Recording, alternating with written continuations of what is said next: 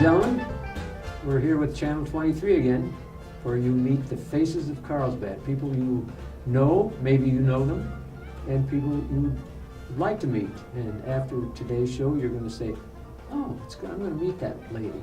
We have a very nice lady today, Miss Lisa Flores. What's your husband's first name? David. David. Yes. Okay, Mrs. David Flores. Okay. But I'll call you Lisa because we've met before. Anyway, Lisa, this is a show where we go back into time and space with your grandparents, where they came from, originated, and then your parents, and then we get to you and we find out what you're doing and what you do to relax. Okay. And knowing most of the people we interview, they don't relax anymore. I know. Okay, tell us a little bit about your grandparents. Well, my grandparents on my maternal side were from the Redford, Texas area. Oh.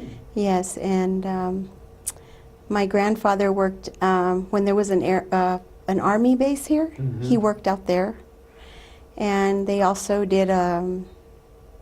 My grandmother and my grandfather both would pick cotton way back in the day when people used to actually pick cotton by hand. In Carlsbad or in Texas? In Carlsbad. In Carlsbad. Yes. You mentioned the Army base. Uh-huh. That's where the community theater is located. Mhm. Yeah. Mhm. Oh my gosh. Yes. So deep roots here in Carlsbad. Yes, I would say so. My goodness gracious. And my paternal grandparents, they were my grandfather on my father's side. He was raised in Ojinaga, Mexico. Mhm. Yes, and my grandmother was from Delicias, Mexico, his Mhm. wife. And so they moved over here when they were young, and they were also farm workers. They settled in Loving. So, and my son actually is living on the property there in Loving. In Yeah. Mm-hmm. Loving. Mm-hmm. The thing I remember so much about Mexico is that I took my wife on a train trip from Juarez to Mexico City once, and I Mhm. love trains. And it was a wonderful ride, and I really enjoyed it, and the scenery was gorgeous, and the people we met were very, very friendly and nice. And you know, the whole world seems to have changed now. The friendliness and the niceness in so many areas no longer exist. People, especially with the younger ones, they have this chip on their shoulder, and I think they just like to come up and tell you to go back where you came from. I think what's happening is, although technology is a wondrous thing, Yeah. I think that in many ways it's isolated us instead of bringing us together. I know social media is supposed to bring people together. Yes, indeed. It does in a sense, but not really. We don't spend time, actual face-to-face time with people anymore. In conversation, it's all on social media practically, most of it, and Yeah, I it's see very people sad. walking the streets and they're looking at their Yes. and they don't pay any attention to Right. anything. And even within families, you know, sometimes you have to put your foot down and say, okay, that's it, no more cell phones, we're going to sit down and we're going to talk, or we're going to go over how our day was, or, you know. Right. It's important because it's isolating people. Yes, absolutely. More so than anything else, and I think it's making, in a way, it's making people more self-centered, Mm-hmm. and I think that has a lot to do with the mindset. It just the values that we grew up with have changed so drastically. Yeah, and so in so many areas they no longer exist. And I was just reading recently that a young 13-year-old boy in Ohio threatened to wipe out more kids than they did in Florida. This recent horrible thing that happened in Florida, and I thought to myself, where was this boy? Where are his parents to put up with that kind of stuff? And he put that on all these new machines that they have in these homes, and I thought, this is unbelievable. I know. It's as if this generation that's coming up, or it's becoming more and more desensitized. Yes, It's indeed. becoming, I don't know, it's almost as if they can't separate the reality from the fiction, or what they see, or how the games they play. Mhm. I don't. I think it has a lot to do with that, the gaming, and then just like on social media, a lot of people, you have the ability to create your own reality. Yeah, right. You know, you may have a very sad life in reality, or very mediocre life in reality, but you're able to recreate yourself on social media if you choose to. And I think a lot of people don't value things that have meaning anymore. That's true. Kindness, compassion, generosity. It's more important to be the one-up person, the one that has the most, the one that experiences things the most, has a more exciting life than others. And a lot of times with social media, you can create that. You can create a whole nother persona than who you Well, really are. I don't want to blame all the young ones, because No. we have a lot of young No. ones who they use good common sense. Absolutely, absolutely. And, We can't put everyone in a box. no, not But at all. I didn't because want to do of that. the problems that we see in our society, it's kind of hard not to take notice. Yeah, These absolutely. horrible, horrible things that occur. Now, you grew up in Carlsbad. Yes, I did. I'm happy to say. And what school did you go to in Elementary, I started out at St. Edward's. Mhm. I was there for a couple of years, and then I moved on to Sunset. Mhm. And then from there, Eisenhower, and then so on and so forth. Yeah, I got my first start in the Sunset School. Mm-hmm. I taught up there for a number of years, and then I transferred to Eddy School. I had nice people to work with there too.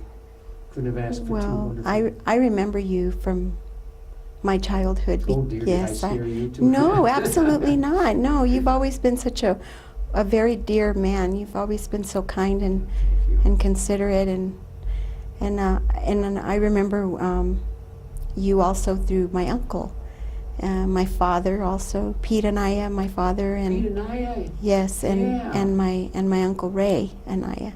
Well, I'll Yes, meet and you. my Aunt Eva, my mom, Oh, I yeah, remember. Flora. My gosh, well, it's like old home week for me. Oh yeah, I mean you're an icon here.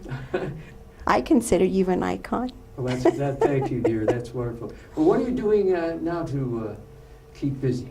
Well, I recently retired from the Carlsbad School District.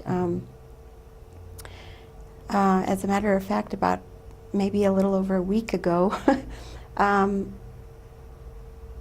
As life progresses, you know how it is. We get older, and my unfortunately my mother is in poor health, and so I've been her caregiver for, well, actually since Dad passed about 7 years ago, and she's just progressively getting more frail, and so I decided to take on her care full time, and then that sort of turned out to be a bit more. I bit off a little bit more than I could chew. So I turned to Lakeview, Mhm. and so she's there, and I've decided that I'm going to give it about a year and see how things go and my schedule around her. And if I'm able to, then I may return to work. I'm not sure. I would really love to. I love children, so I would like to find employment that involves children again. You mentioned Ray Anaya. Yes, He was your my uncle. Mhm. uncle. He was one of the closest friends I had in this city, Hmm. and he was one of the first five that we ever interviewed on television. Hmm. That was many years ago. I but, know. it was so nice oh my gosh, so nice to have you here. You brought back all these nice memories of a wonderful man and a wonderful lady he was married to. Yes. Yeah. So anyway, what do you do to relax though? You're so busy all the time with so many things. Well, I'm also in city council, as Yes. you know, Yeah. and that keeps me pretty busy too. And to relax, I revolve. The center of my universe is my family, Mm-hmm. and so I'm all about that. Yeah. I have 3 sons. One's 38, one 27, and one that's 19 right now. Wow. He's here on the hill. He's Mhm. attending classes here. Then I have 3 grandchildren, so they keep me pretty busy. I have a 15-year-old granddaughter, a 6-year-old grandson, and a 1-year-old granddaughter. Wow. And so I'm all about them and making them happy too. My husband and I, we ride motorcycles. That's our relaxation. Motorcycles. Yes. Does the heavy traffic worry you as you're going with your motorcycle? I'm an open road girl. Open road? I don't like in-town riding. Mhm. Yes. It was tolerable before, and now yeah. it's just gotten a little bit too hectic. So we kind of tend to stick to the outskirts of town and things like that when we take our little rides. That's the smart way to go. Let me tell you, that's something else. Motorcyclists, that's fantastic. When did you get started on motorcycles? Well, in 2003, my husband got the bug. So he's such a great guy. I said, well, let's do it, you know. So we found a 100th anniversary motorcycle. It was still in the crate when we got it in Roswell. Wow. And so it started there. And within, I want to say 6 months to a year, I got the bug. You got the Uh-huh. So he tells me, well, you know, maybe for your graduation from university, we'll get you one.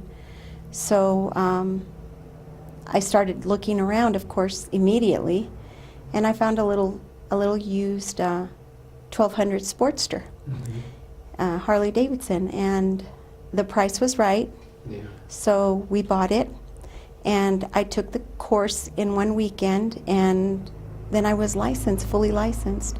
I started practicing actually in my church parking lot, San Jose Mhm. Catholic Church. Mhm. We live directly across the street from it on Plaza, so it was really convenient when there wasn't any cars parked, no traffic during those hours. Mhm, yeah. You know, back then, I want to say that the little nursery, the daycare was still open, so I'd have to wait till everybody kind of cleared out. Yeah, right. So we would go over there, my husband and I, and we would practice, and I learned quickly, and I was ready for the highway. Oh, that was wonderful. Now, you say you're on the city council, and Yes. what do you find most fascinating about the city council? I asked that question, Lisa, because sitting in and listening to so many things each night that you're there, I would go home and my brain would be going around in a circle. Does that ever happen to you? Well, yes. I went into it at a very busy time, 4 years ago. Mhm. Still, I mean, you know, it was the boom and everything was still kind of. It was almost at the lull, but it was still pretty busy and still pretty hectic. The housing issue, you know, and just the infrastructure. That's what made me want to kind of take on the challenge of trying to find solutions to those issues here in our little hamlet. Mm-hmm. And so the most fascinating thing, I think, is that,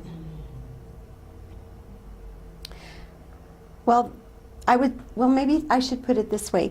The thing that I appreciate the most is everything that I've learned It's been a learning experience. Yeah, yeah.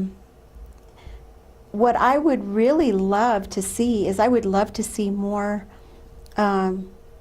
more citizens attend the meetings and be more informed.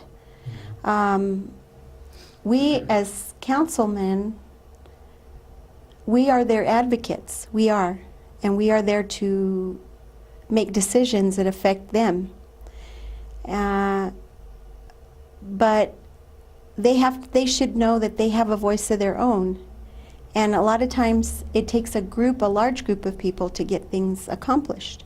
Right. You know, and I've been very blessed to say that I've actually seen things like that occur, where people have gotten together and said, you know, we really don't like this that's going on in our neighborhood, so maybe we need to get together. They get together, Good. and they voice their opinions. They come to the council meetings, and they do the whole process, and it's really great. It's very satisfying to see, because that's who I'm about.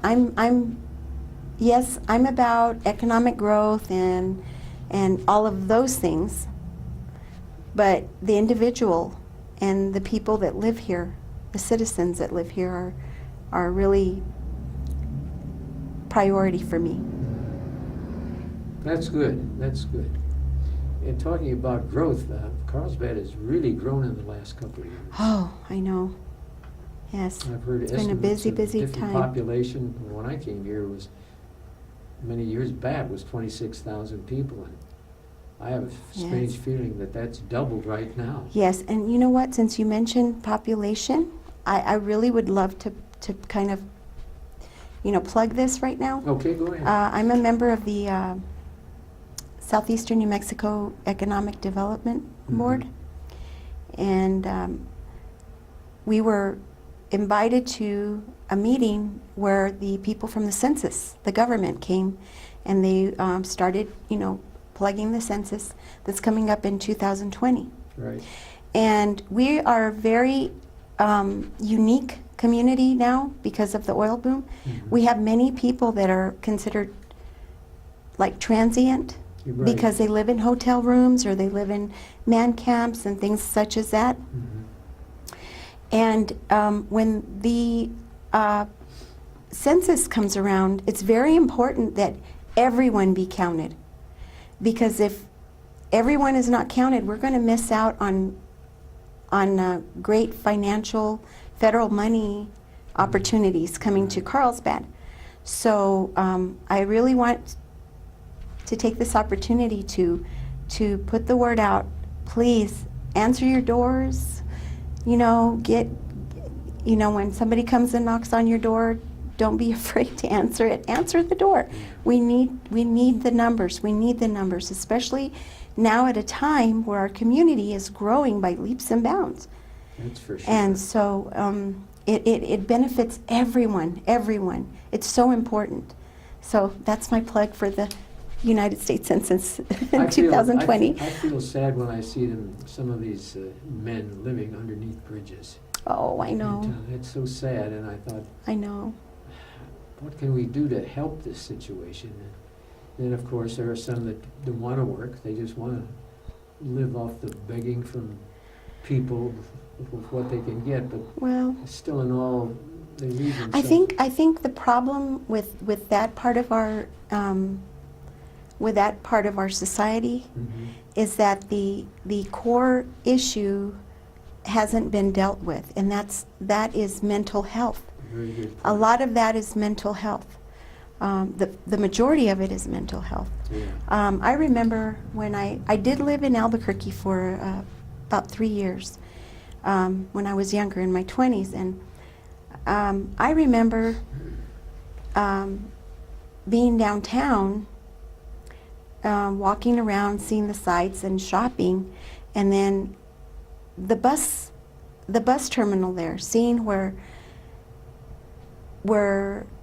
these poor individuals that have mental health issues are bussed in from across the country. It happens. It's a horror story. They're given a bus ticket, to one-way ticket to anywhere, and then they're dropped off. there, and they're Goodness. left to, because there isn't enough mental health. The facilities are overwrought. They're just, you know, with the populace that needs mental health help. And I've seen it, and like I said, I've seen it, and I think that's what we really need to address in our country, in our society. We need to address the mental health, and that ties back even to what we were speaking about earlier, where these children are doing these horrible things, these mass shootings, and it's not just children. No. It's just individuals, period, people, period, you know, that have these issues. I think you'd have to have an issue like that to do something like that, you know. Oh, definitely. You know, to have the inclination to do something like that. So there's something really wrong. And it's nice to know people like you who take an interest in solving this problem. Well, And because so many politicians in Washington or Santa Fe or wherever you want to go in any state capital, they're basically there just because they're there. But I've noticed in these tragedies we've been having throughout this country, so many of the young people are standing up for just exactly Isn't it what you were doing. marvelous? It's marvelous, and I'm proud of those kids. there's an old Spanish or Mexican saying, it's que no hay ningún mal que por bien no viene. There's nothing dark or negative that doesn't come, that something good doesn't come out of it. Yes. And that's what's happening now. We're seeing it Absolutely. with these children that are coming together and making their voices heard. They're so smart. Yeah. You know, they're just so brave and so smart, and I think it's wonderful. Well, being on city council, do you get some people that are quite fascinating when they're down there listening to the city council? Do they bring up some interesting issues that can be solved? Or Well, worked on? yes, I mean, we do our very best to find solutions for problems. Some of them are easy and some of them are not so easy. Yeah. You know, the one thing that I think people have a hard time understanding, and it's only because we're all human. Yeah. We want everything yesterday. We're all like that. I'm guilty of that sometimes. Yeah, I am too. You know, and the whole governing or being an official or in a government office, even in any one of them, at any level, everything moves very slowly. It doesn't happen overnight, Mm-hmm. you know. And unfortunately, a lot of these things are dependent on finances, on money. And a lot of Yes. times there's not enough money to go around for everything. And we have to prioritize, Correct. you know. And that's in any situation. Mm-hmm. And you know, a lot of times people are discouraged, and they feel like nothing's being done, Mm-hmm. that they're not being heard. But that's not the case. The case is, yes, we care. Yes, we understand. We're hearing you. We're listening. But at this time, right now, we just can't do it. Mm-hmm. You know. And that's hard. That's hard. That's really hard. And they don't understand. A lot of the people don't understand this. They jump to conclusions, and they shouldn't be. They should hear the whole story before Mhm. they jump to a conclusion. Hmm. And then, if they are not happy, they can help work to make it come true. Because in our heart of hearts, we want to do, we want to give, and be able to see things come to fruition for everyone. We wish we could take care of every problem, Yeah. you know, right then. But it's just absolutely. not. Sometimes it's just not possible, No, you know. no, And you're right. but we do our best.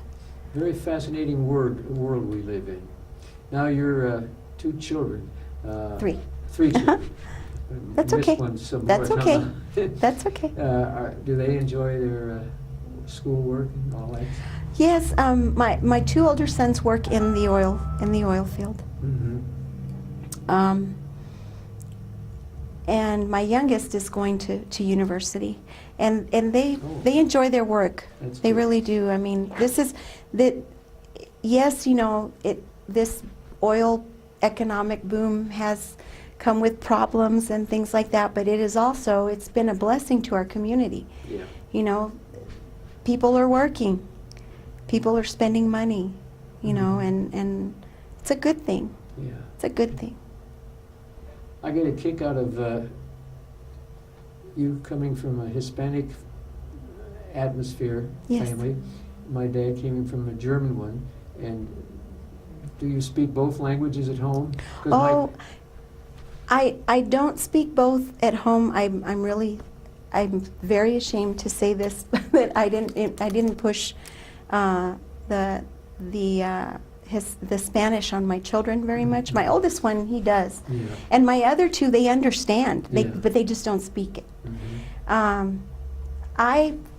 I'm very blessed because on both sides of my family, my grandparents on both sides, both sets, they understood English very well. They spoke it well enough, but they always spoke Spanish in front of me. And actually, on my mom's side, my grandmother, my mother took care of two children when I was little. She was the housekeeper and also the caregiver. Yeah. Do you remember Dean Reynolds, Yes. Oh, yes. the veterinarian? Yes. Yes.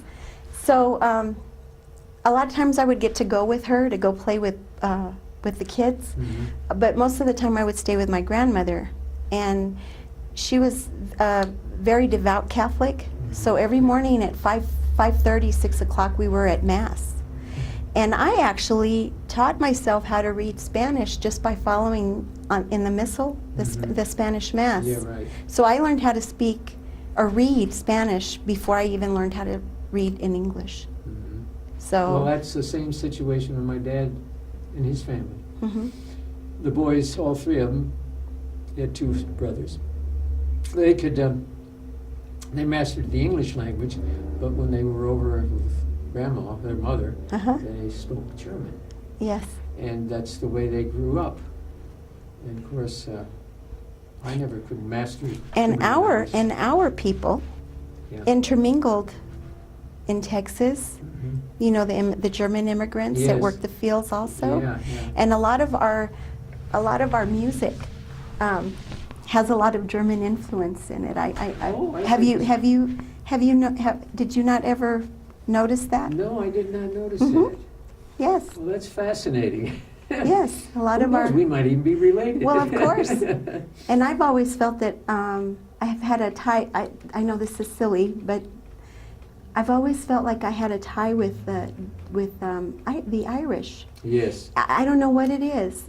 I don't know, just something I'd feel inside. And then one day I was watching television, and there was a film. I can't even remember the name of it. That's tragic that I can't remember it. But anyway, what it was about was it told a story of a group of Irishmen that were enlisted in the United States Cavalry at that time, or the Army, Mhm, mhm.